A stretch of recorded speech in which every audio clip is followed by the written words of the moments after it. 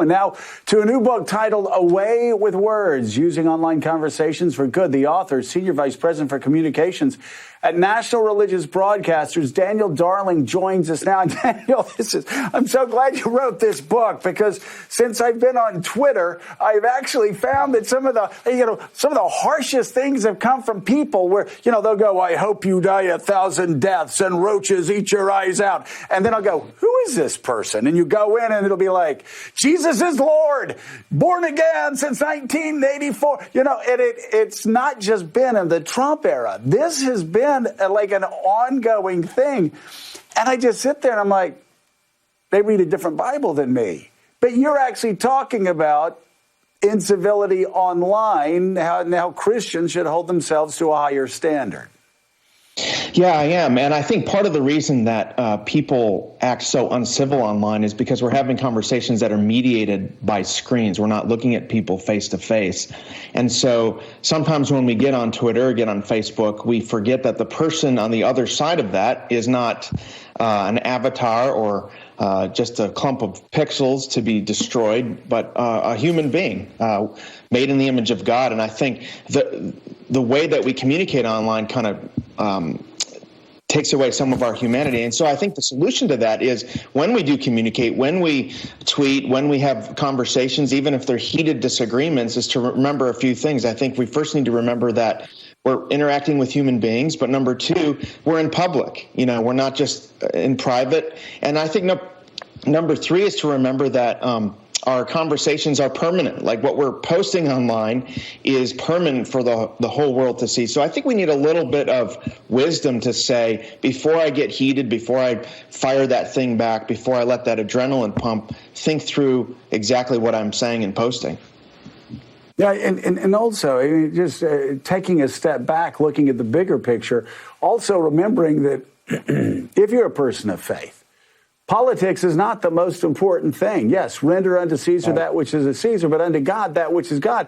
And that's something I was worried about in Congress. I'd speak to Christian colleges and Christian schools and say, stop putting politics at the center of your life. And I was saying that as a politician.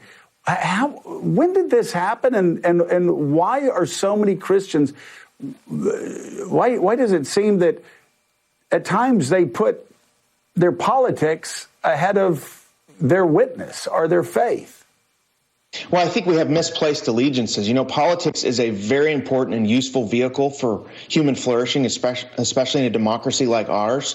But I think what has happened is people have replaced religious fervor and the energy they put into their faith with political fervor. And politics, again, is a useful vehicle, but it makes a very poor religion. And this is why it has really divided people, and it's kind of seeped into every area of life, even the areas where we used to have common ground. And so I think the answer to that is to take our politics seriously. It's not to disengage, but it's to understand the place that politics have, that it's temporal, that it's messy, but it's not ultimate. And as Christians, we ultimately aren't looking forward to that next election, but we're looking forward to, as the writer of Hebrews says, that city whose builder and maker is God. There's something beyond politics, beyond the next election, beyond kind of winning this temporary battle.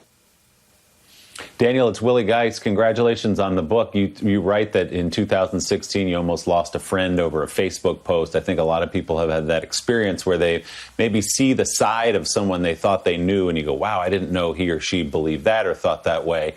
And so you ask people to ask themselves a few questions before they post.